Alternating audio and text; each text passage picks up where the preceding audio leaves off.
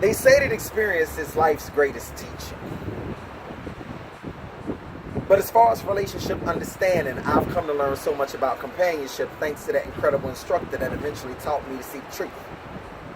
Because I know for a fact there would surely be no forever queen bee in I, if it weren't for all of the previous truth and lie, trial and tribulation wars that at one period of time it plagued my life like a rare form of monogamy terminal cancer before discovering the priceless living treasure of her.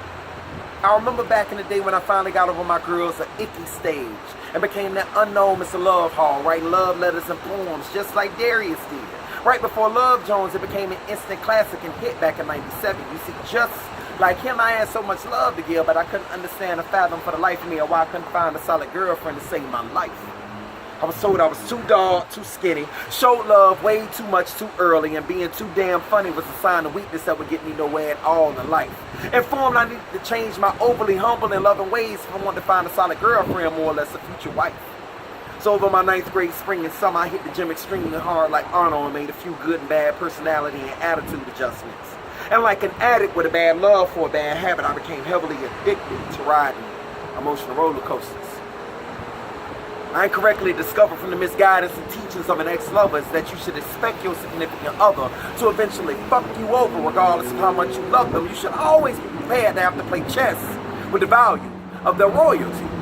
So after an unannounced visit to their ex-lover's apartment, I uncovered that all of the accusations and rumors were facts about her having another boyfriend, and that messy breakup had my heart feeling severely broken. It shouldn't surprise anyone at all on this planet why that, quote, every action causes a reaction. It makes so much sense.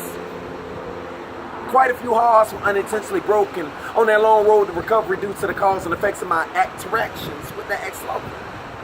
And for every broken heart, I'm responsible for leaving discarded like dead carcasses on that serial trail of reasoning that leads all the way back to my love life cemetery closet. I was never truly heartless.